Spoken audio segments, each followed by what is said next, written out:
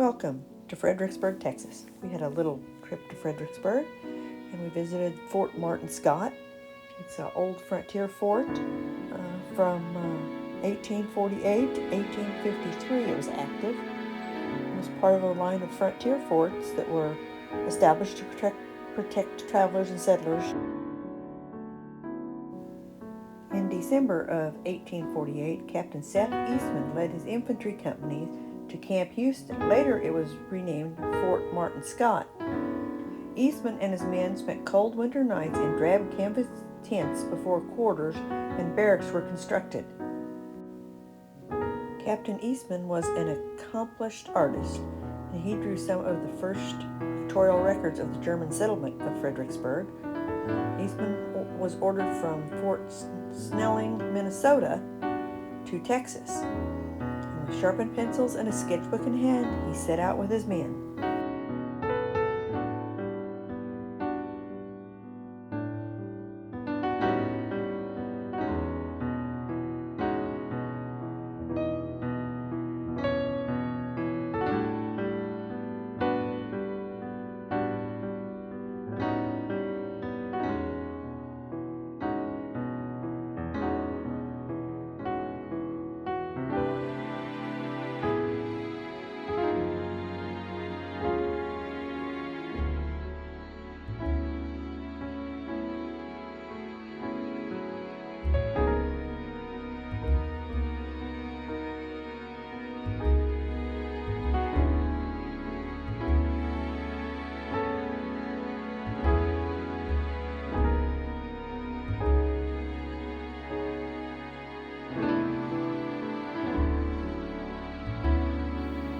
Hot and crowded in the summer, cold and drafty in the winter, the enlisted men's quarters faced north and were across the parade ground from Officers' Row.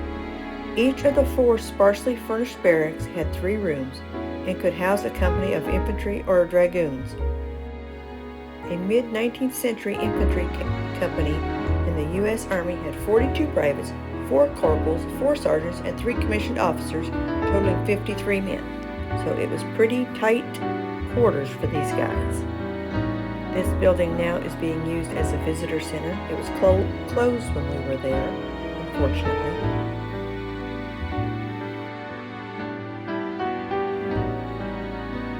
An enlisted man's day began at 5:30 a.m. and was filled with such duties as policing the grounds and stables, gardening, collecting wood and water, cooking meals, maintaining post buildings. For enlisted men in the Army, life on the frontier post was often repetitious and tiresome, with only the occasional patrol on the countryside to break the monotony.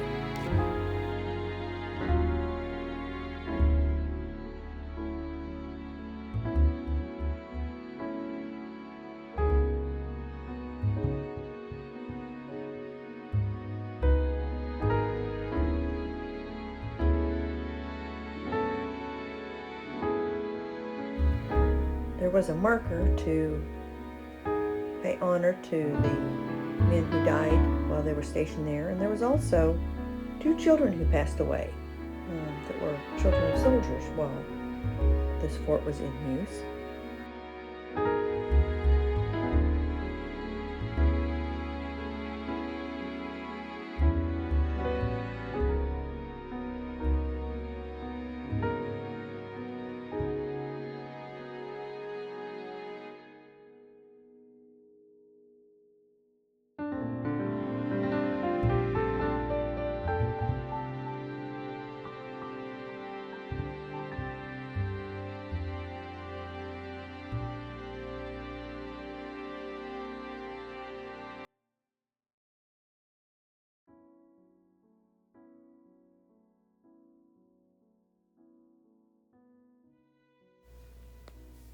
This was the blacksmith's shop at the fort. Also near this building was the stables, and the soldiers had to be up at 5:30, and at 5:35 they had to be down here at the stables feeding their horses. That was their first and main priority, was to take care of their horses. After that, they went back and had breakfast.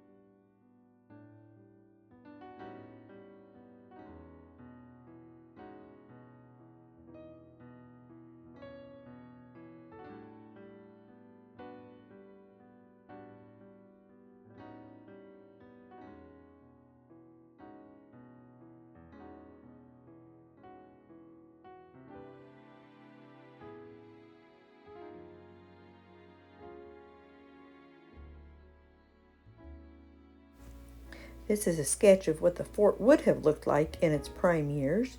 There's only one original building left, and we will see that a little later on.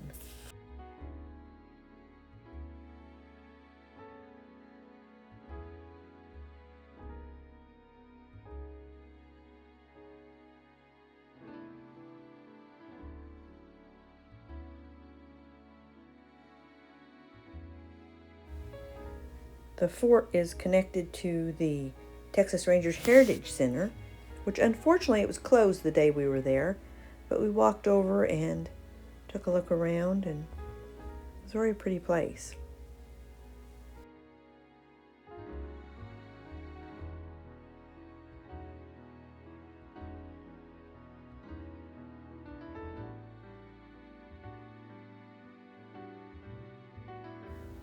In 1870, the Army decommissioned the abandoned fort, and Johann Wolfgang Brottengam bought 640-acre property. The buildings were all in decline.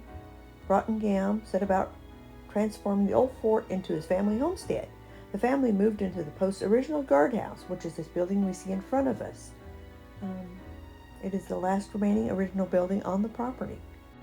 The Brottengams built the first dance hall in the county and made oval tracks for horse races. The first Gillespie County Fair was held on this property in 1881.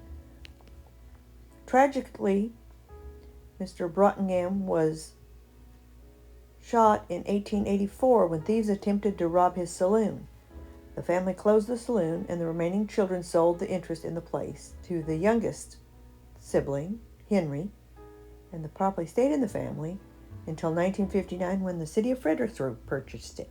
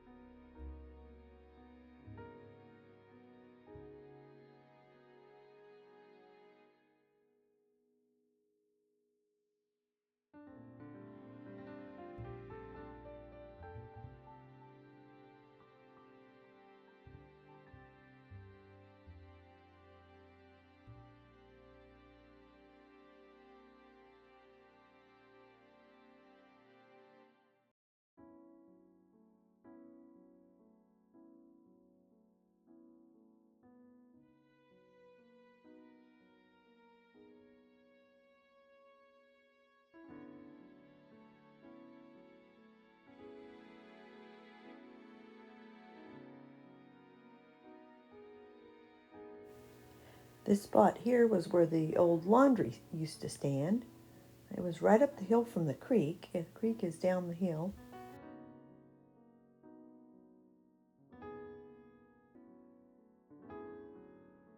This same area here housed the hospital and the bakery.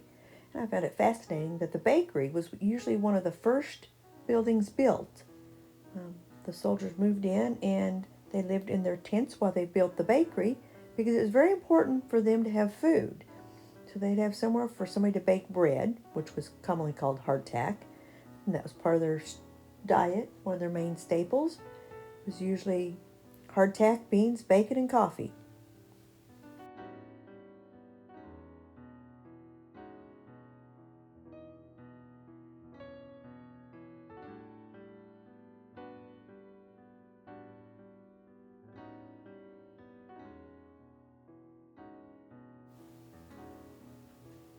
This here building was the sutler's store, and it was a civilian merchant on the fort, which is kind of interesting. I didn't know they had civilian merchants on their forts.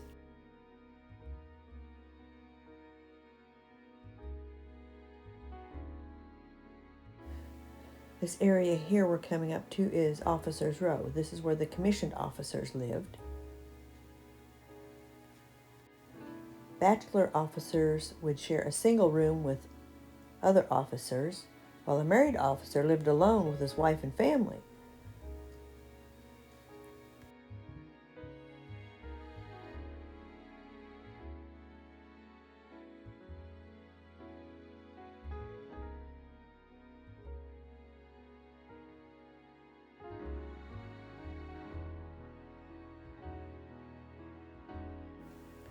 What a beautiful view.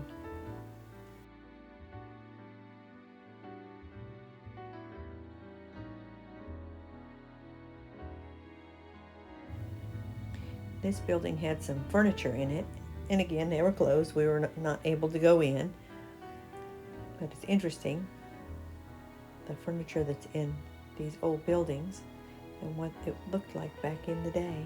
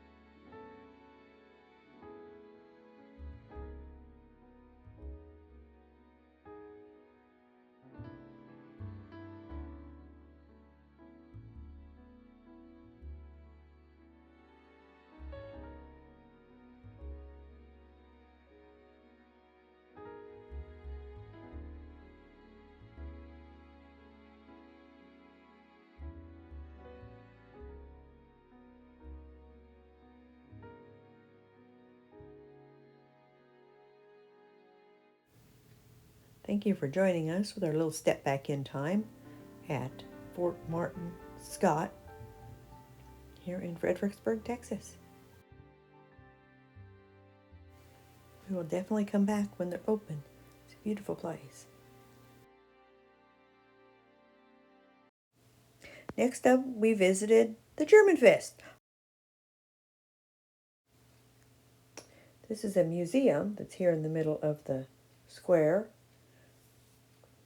It was closed while we were there. I guess probably because of all the thousands of people that were here for the Germanfest. So this is definitely on our to go back and visit list and check out. We had a great time, had some great music, wonderful food. This was schnitzel, German potato salad, and sauerkraut.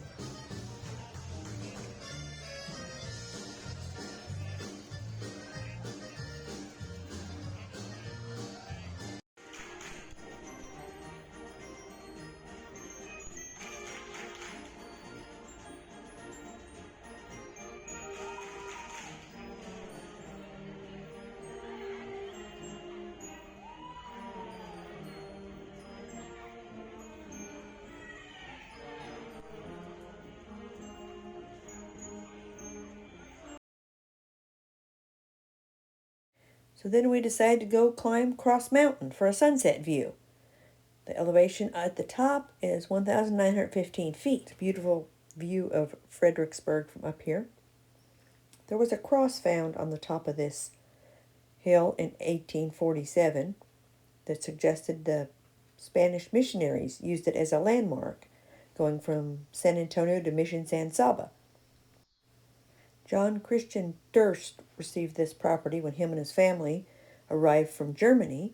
It was their plot of 10 acres, and finding the cross, he named it Kritzburg, or Cross Mountain.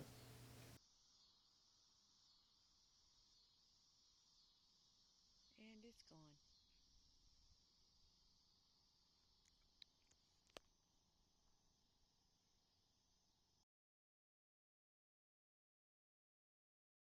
Did a short evening ride to Blanco, got some coffee and gelato, and did a little bit of fishing at Blanco State Park. Definitely want to go back to Blanco State Park and check it out. It was a beautiful park. Only took a couple pictures, sorry.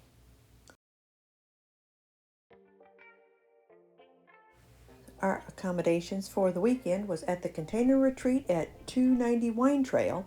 It shares a driveway with the Texas Mead Works, which is a great landmark. These little beautiful little shipping containers that have been turned into cabins are just adorable. It is actually located in High, Texas, close to everything, close to Johnson City, not too far from Fredericksburg. I think there are about 15 shipping containers altogether. There are mostly studio size. There are a couple that are one bedroom. It'd be good for a family.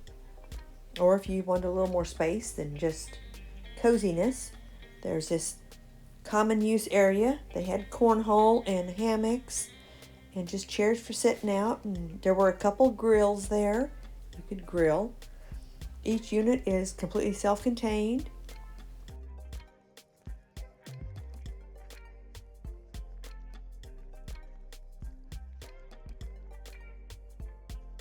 These here on this side are the larger units.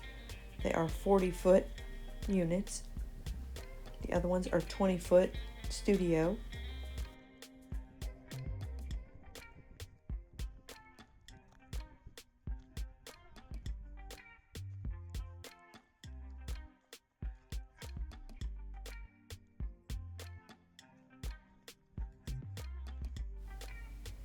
I think next time I come, I want this one here on the left. It's got a great view up here. Great to sit out and watch the stars in the evening.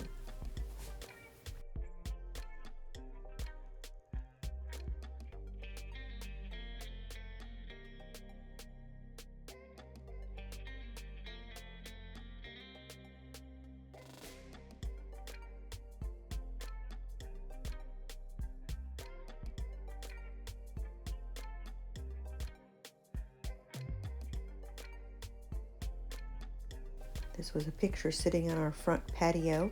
They all have a little patio, sliding door and chairs. Here's a picture of the inside, the only one I got, but very cute and cozy. This was a nighttime picture I took, and the best part of the whole thing was the night sky. It was amazing.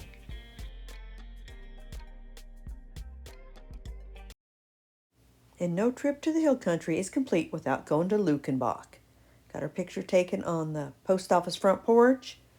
Wasn't too many people there, but we did see Hondo and Jerry Jeff hanging out on the bench, playing guitar and singing. And there was a young lady singing, but I did not get her name.